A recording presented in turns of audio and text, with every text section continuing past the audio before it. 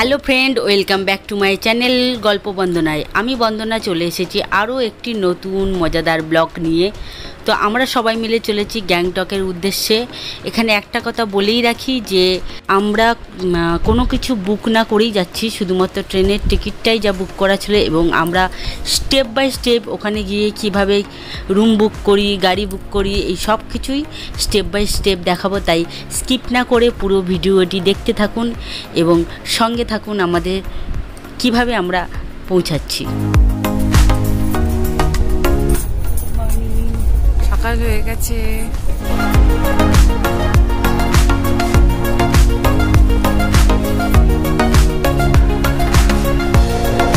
আমরা পুরো ডট টাইমে এনজিবি প্ল্যাটফর্মে নেমে গিয়েছি এবং রওনা দিচ্ছি গাড়ির সন্ধানে।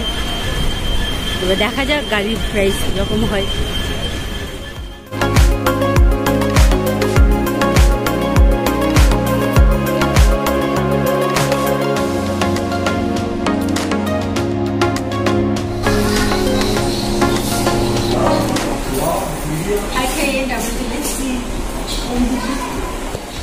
সামনে আছে ট্যাক্সি স্ট্যান্ড। আমরা খাবার ধাওয়ায় আছি, রোডের জন্য মনে খুব খালি খালি আছে জায়গাটা। দেখ আমরা খাওয়া দাওয়া করে গাড়ি বুক করা হয়ে আছে। এবার চলো যাওয়া যাক গ্যাংটকের উদ্দেশ্যে। তো আমাদের গাড়ি বুক করতে 3200 টাকা লেগেছে। তাহলে এবার দেখতে আমরা সিকিম অবশেষে টাটা কর এদিকে। চলো গাড়ি ছেড়ে দিয়েছে। রাস্তায় যেতে যেতে আমরা তিস্তা রঙিন নদীর দুরকম জল দেখতে পাচ্ছি। এই সুন্দর লাগছে, একদিকে স্বচ্ছ আর একদিকে ঘোলা। তিস্তা রঙিন নদী, পাহাড়ের অপূর্ব দৃশ্য, সাথে মেঘলা আকাশ, মন জুড়ে যাবে। ও ওটা দার্জিলিং যাওয়ার সেই সেই সেই দার্জিলিং যাওয়ার পথে পড়বে ওটা। আর এই হোটেলটা পুরো ধ্বংস হয়ে আছে বান আসার জন্য, কেউ আর থাকে না। কত সুন্দর হোটেল।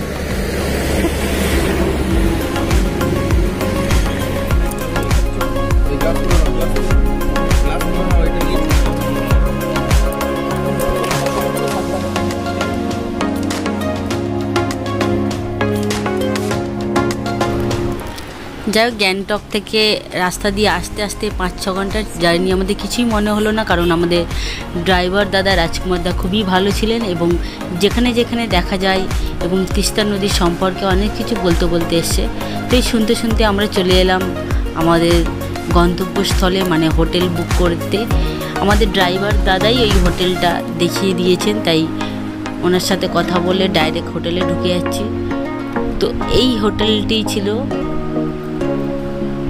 সিকিম গেস্ট হাউস, এবং যেহেতু ভোট ছিল বলে সেই সময়, তাই এটা আমরা খুব কমই পেয়েছিলাম। এর রেট সিজনে 15,500 থেকে 1600, কিন্তু আমরা 1200 টাকায় পেয়ে গেছিলাম, 1250 টাকায়।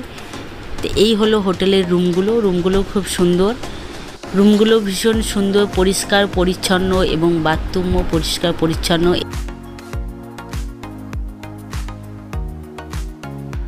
এছাড়া জানালা দিয়ে সামনের ভিউটাও দেখা যাবে।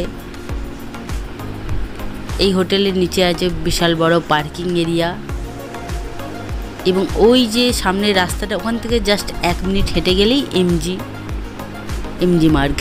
তো এই হোটেলটি একদম এমজি মার্গের কাছেই ছিল, মানে প্যান্টালুন্সের জাস্ট একটু পরে। তারপর রাত্রেবেলা আমরা চলে এলাম ফ্রেশ হয়ে এমজি মার্গে। তখন বৃষ্টি পড়ছিল। জার্নি করে ভীষণ ক্লান্ত ছিলাম, তাই ঘুরে ঘাড়ে এই হোটেলে খাওয়া দাওয়া করে আবার আমরা রুমে ফিরে যাব এবং সেখানে গিয়ে পরের দিন নাথুলা যাওয়ার জন্য তৈরি হব। তো এইভাবে আমাদের একটা দিন কেটে গেল, এবং পরের দিন আমরা নাথুলা কিভাবে এনজয় করি সেই ভিডিও সামনে আসতে চলেছে। তাই কেউ যদি পরে ভিডিওটি দেখতে চায় তাহলে চ্যানেলটিকে সাবস্ক্রাইব করে রাখুন এবং এরকমই স্টেপ বাই স্টেপ কোনো কিছু বুক ছাড়া আমরা কিভাবে পৌঁছাচ্ছি এবং কিভাবে এনজয় করছি আপনাদের সাথে শেয়ার করব। ততক্ষণের জন্য টাটা।